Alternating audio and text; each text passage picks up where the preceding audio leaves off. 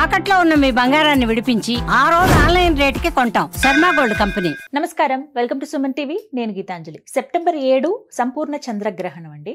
పట్టువిడుపు సమయాలు ఎలా ఉన్నాయి, ప్రధానంగా ద్వాదశ రాశుల వారిపైన ఈ చంద్రగ్రహణ ప్రభావం ఎలా ఉంటుందో తెలుసుకుందాం. ఖచ్చితంగా పాటించవలసినటువంటి నియమాలు, తీసుకోవాల్సిన జాగ్రత్తలు, అలాగే పరిహారాలు ఏవి చేస్తే మంచిదంటారు, ఇవన్నీ కూడా తెలుసుకుందాం. వివరించేందుకు ప్రస్తుతం మనతో పాటు ఉన్నారు.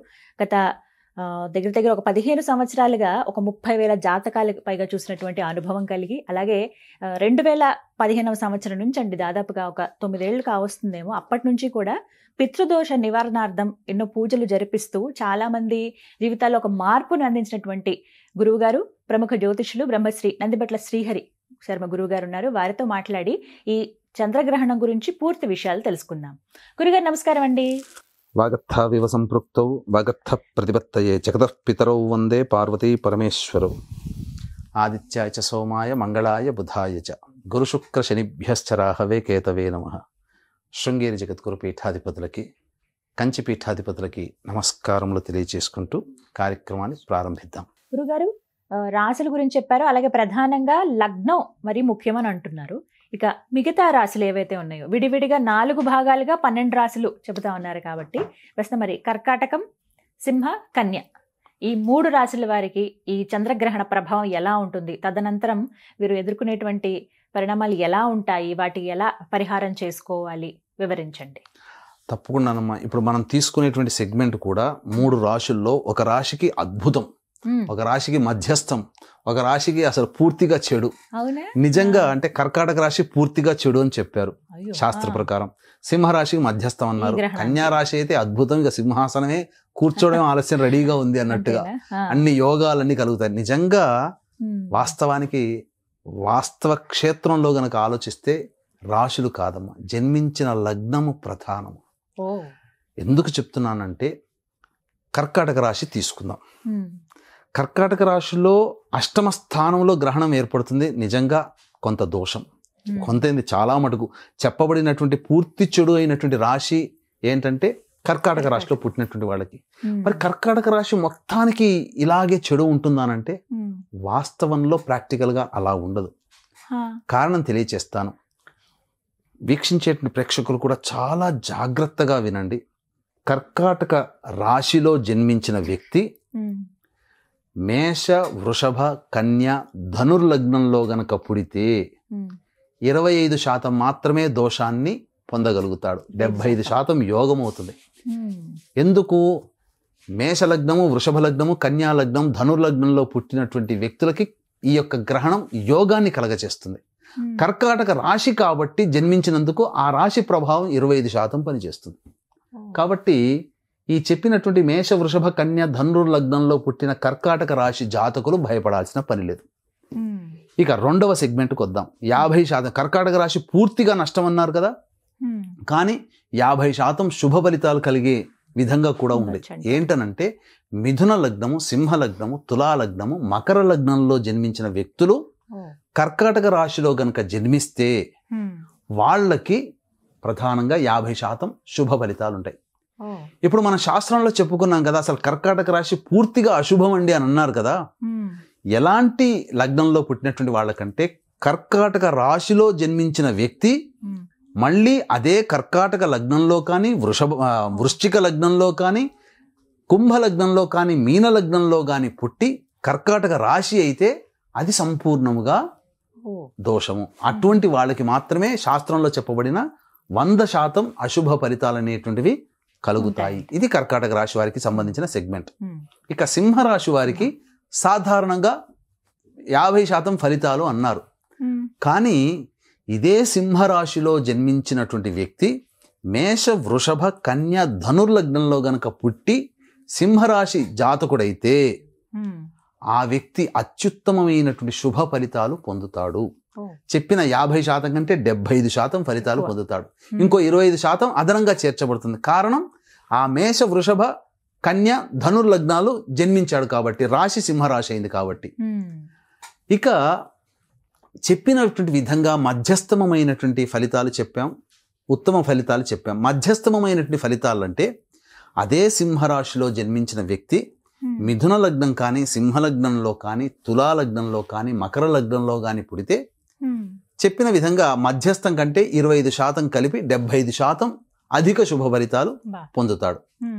ఇక లీస్ట్ అంటే ఏంటి? పూర్తిగా అశుభాన్ని, అంటే మధ్యస్థంగా సింహరాశిలో పుట్టిన మధ్యస్థ ఫలితాలున్నా ప్రాక్టికల్గా కొంతమంది జాతకాలలో పూర్తిగా అశుభ ఫలితాలు పొందుతారు. ఎలా సాధ్యమవుతుంది అని అంటే, ఆ సింహరాశిలో పుట్టిన వ్యక్తి కర్కాటకము, అలాగే వృశ్చికము, కుంభ, మీన లగ్నంలో గనక పుడితే సంపూర్ణంగా అశుభ ఫలితాలు పొందుతాడు. ఇది గమనించాలి, ఈ తేడాని గమనించాలి. ఇక కన్యా రాశి, చాలా మంది ఏం చెప్పారు మనకు శాస్త్రంలో? కన్యా రాశిలో జన్మించినటువంటి వ్యక్తులకి అద్భుతమైన రాజయోగము, సాధారణంగా ఉండేది వాళ్ళకి అద్భుతమైన రాజయోగం అని చెప్పారు. కానీ వాస్తవంగా అందరికీ కన్యా రాశిలో జన్మించిన వాళ్ళకి ఉంటుందా? లేదు, ఉండదు. కారణం ఏంటంటే, అద్భుతమైనటువంటి రాజయోగం ఎవరికి కలుగుతుంది కన్యా రాశిలో అంటే, మేష, వృషభ, కన్య, ధనుర్ లగ్నాలలో పుట్టి కన్యా రాశిలో జన్మిస్తే వాళ్ళకి అద్భుతమైన రాజయోగం. అలాగే మిథున, సింహ, తుల, మకర లగ్నాలలో పుట్టి కన్యా రాశి అయితే మధ్యస్థమ ఫలితాల కంటే కొద్దిగా 25% కలిపి బెటర్ అవుతుంది, 100కి 100% కాదు. అదే కన్యా రాశిలో జన్మించిన వ్యక్తి కర్కాటక, వృశ్చిక, కుంభ, మీన లగ్నాల్లో గనక పుట్టినట్లయితే ఆ వ్యక్తికి 25% మాత్రమే ఫలితాలు. అరే, కర్కాటక కన్యా రాశిలో పుట్టిన వ్యక్తికి గ్రహణం తర్వాత అద్భుతాలు అన్నారు, నాకు ఇంతవరకు జాబ్ రాలేదు, నా వ్యాపారం అభివృద్ధి లేదు, నాకేం అనుకున్న పనులు నెరవేరట్లేవు అని అంటే శాస్త్రంలోనే చెప్పిన, శాస్త్రంలో తప్ప, చెప్పిన వ్యక్తులది తప్ప అంటే ఇక్కడ శాస్త్రం ఎప్పుడూ తప్పు కాదమ్మా. కానీ ఆ వ్యక్తి జన్మించిన లగ్నము అనేటువంటిది ప్రధాన భూమిక పోషిస్తుంది. కాబట్టి ఈ కన్యా రాశిలో జన్మించినటువంటి వ్యక్తి కర్కాటక, వృశ్చిక, కుంభ, మీన లగ్నాలలో గనక పుడితే 25% మాత్రమే శుభ ఫలితాలు పొందుతాడని చెప్పవచ్చు. గురుగారు, మరి ప్రభావాల గురించి మాట్లాడదాం. గ్రహణం తర్వాత ముందుగా ఎలాంటి సమస్యలు వస్తాయండి? ఆ సమస్యలు వస్తే ఇది ఖచ్చితంగా గ్రహణ ప్రభావమే అని తెలుసుకోవచ్చా? తప్పకుండా. కర్కాటక రాశి వారికి అష్టమ స్థానంలో శని కూడా వక్రీకరించి అష్టమ ఫలితాలని, గ్రహణం కూడా అష్టమ రాశిలో ఏర్పడుతుంది. ముఖ్యంగా అష్టమం అంటే ఏంటి?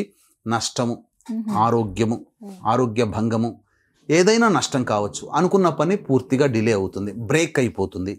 సింహరాశి అని అన్నప్పుడు ఏంటంటే సప్తమ స్థానం అంటే దాంపత్య విభేదాలు కానీ, ఎవరితో కలిసి వ్యాపారం చేస్తుంటామో వాళ్ళతో విభేదాలు కానీ, ఎవరితో కలిసి పని చేస్తుంటామో వాళ్ళతో విభేదాలు కానీ, ఎవరితోనైనా కానీ మనకు అనవసరమైనటువంటి విభేదాలు అనేటువంటివి కలుగుతాయి.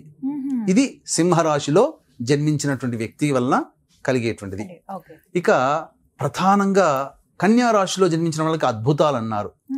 కానీ ఈ కన్యా రాశిలో కూడా కొన్ని కర్కాటక చెప్పినటువంటి లగ్నాల్లో పుట్టినటువంటి వ్యక్తులు ఉంటారు కదమ్మా, వాళ్ళకి సంబంధించిన నష్టాలు కూడా ఉంటాయి.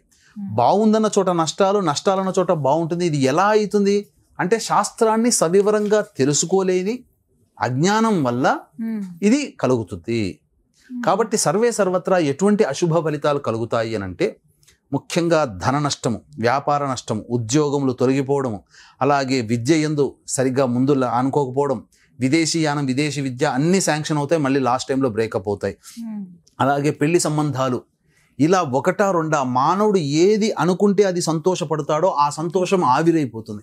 ఇలా ప్రతిదీ కూడా ఆ విధమైనటువంటి ఇబ్బందులు అనేటువంటివి ఉంటాయి. అది దాదాపుగా కార్తీక మాసం మొత్తం వరకు కూడా దీని ప్రభావం కనబడుతుంది. కార్తీక మాసం అయ్యేంత వరకు కూడా దీని ప్రభావం ఉంటుందని చెప్పవచ్చు. మరి ఎలాంటి పరిహారాలు చేసుకుంటే మంచిది అంటారు గురువు గారు? ప్రతి వ్యక్తికి కూడాను ఏ సమస్యకైనా 2 రకాల పరిష్కార మార్గాలు అనేటువంటివి ఉంటాయమ్మా. అది మనకు ఆరోగ్యం రీత్యా అనుకున్నప్పుడు మనం చేసుకునే పరిహారాలు, వైద్యుని సంప్రదించే పరిహారాలు ఉంటాయి. అలాగే జాతకరీత్యా వచ్చేటువంటి పరిహారాలకి మనం చేసుకునే పరిహారాలు, బ్రాహ్మణుల ద్వారా దైవ పరిష్కార మార్గాలు అనేటువంటివి. ముందుగా మనము చూసుకున్నట్లయితే ఈ యొక్క గ్రహణం ఏర్పడుతున్నటువంటి నక్షత్రము పూర్వభాద్ర నక్షత్రము 8వ తారీఖు రాత్రి 10 గంటల వరకు ఉంది. కాబట్టి మన పీఠం ఆధ్వర్యంలో ఈ చెప్పబడినటువంటి, అనగా నా దృష్టిలో 12 రాశుల వారికి ఈ యొక్క గ్రహణ ప్రభావం ఉంటుంది. శాస్త్రం మనం చూసుకున్నట్లయితే ఈ యొక్క మిథున, కర్కాటక, సింహ, తుల, మకర, కుంభ, మీన రాశుల్లో జన్మించినటువంటి వాళ్ళకి సంపూర్ణంగా అశుభ ఫలితాలుగా చెప్పబడింది. కాబట్టి ఎవరైనా కానీ ఈ సంబంధించినటువంటి సాయంత్రం 8వ తారీఖు సాయంత్రం 6 గంటలకి గ్రహణ దోష నివారణ పూజలు, హోమాలు ప్రారంభమవుతాయి. ఈ కార్యక్రమంలో నమోదు చేసుకున్న వాళ్ళకి శక్తిపాతము చేయబడినటువంటి కరుంగలి మాల ఇవ్వడం జరుగుతుంది. వీటికి సంబంధించి కేవలం 108 మందికి మాత్రమే అవకాశం ఉంటుంది. కాబట్టి 8వ తారీఖు సాయంత్రం 5 గంటల లోపల నమోదు చేసుకోవచ్చు. ఇక మానవ పరిష్కారం అంటే మనిషి తనకు తానుగా చేసుకునేటువంటి పరిహారంలు అంటే చెప్పబడినటువంటి గ్రహణ పట్టు 9:57 విడుపు 1:27 మధ్యరాత్రి. ఆ సమయంలో ఇష్టదేవత, కులదేవత, ఏదైనా గురువుగారు ఇచ్చిన మంత్రోపదేశం ఏదైనా కానీ ఆ 3 గంటల 10 నిమిషాల పాటు మంత్రోపదేశం అదంతా కూడా పురస్చరణ చేసుకోవాలి. తదనంతరం సూర్యోదయం అవ్వగానే కాలకృత్యాదులన్నీ తీర్చుకొని ఒక మట్టి పాత్ర కానీ, కాంస్య పాత్ర కానీ, ఇత్తడి పాత్ర కానీ తీసుకొని అందులో వెండి చంద్రబింబము, సూర్యబింబము, అలాగే సర్పబింబము అందులో వేసి అది మునిగిపోయేంతగా ఆవు నెయ్యి వేసి తర్వాత కిలోంబావు బియ్యము, కిలోంబావు మినుములు, అలాగే ఒక 100 గ్రాములు లేదా 50 గ్రాములు నల్ల నువ్వులు పెట్టుకొని చాటలో వేసి దానిపైన విస్తరాకు వేసి ఆ పైన ఈ చెప్పబడినటువంటి పాత్ర పెట్టి ఆ పాత్రలో ముఖబింబము తన ముఖాన్ని చూసుకొని బ్రాహ్మణుణ్ణి పిలిపించుకొని సంకల్పయుక్తముగా లేదా బ్రాహ్మణుడి దగ్గరికి వెళ్ళైనా కానీ సంకల్పయుక్తముగా దానము చేసినట్లయితే, ఆ బ్రాహ్మడికి స్వయం పాకం కూడా అందించినట్లయితే తప్పకుండా ఈ యొక్క గ్రహణ దోష ప్రభావం అనేటువంటిది తొలగిపోతుంది. ఈ సోకాళ్ళు చెప్పినటువంటి రాశుల్లో జన్మించినటువంటి వాళ్ళకి చెప్పినటువంటి విధంగా గ్రహణ దోషం వలన ఎలా ఎదుర్కొంటాం, ఎలా తెలుసుకుంటామంటే అనుకున్న పనులు అనేటువంటివి జరగకపోవడం, అదే ప్రధానంగా. ప్రతి పనులలో ఇబ్బందులు ఎదుర్కోవడము, నష్టాలు రావడము, సమస్యలు రావడం, ఈ చేసుకున్నందువల్ల మనకు ఆ సమస్యలు, కష్టాలు, నష్టాలు కలగకుండా మనల్ని తప్పించుకొని వెళ్ళిపోతాయి. ఇదే ఇబ్బందులు పక్కవాడికి వస్తే విలవిలలాడిపోతాడు. ఆ రోజు తెలుసుకుంటాడు, మనం ఆ రోజు ఈ చంద్రగ్రహణ దోష నివారణ చేసుకున్నాం కాబట్టి మనకు ఇబ్బందులు మనల్ని బాధించలేదు. అలా ఎప్పుడు తెలుస్తుందంటే అనుభవిస్తే తప్ప తెలియని పరిస్థితి. కాబట్టి అవకాశం ఉంటే ఈ పరిహారంతో పాటుగా మన పీఠం ఆధ్వర్యంలో చేసే దాంట్లో చేసుకోవచ్చు, లేదా మీకు దగ్గరలో చుట్టుపక్కల ఎక్కడ ఈ దైవ పరిహారం, మంత్ర పరిహారం చేసుకుంటే అక్కడైనా కానీ మీరు చేసుకోవచ్చు.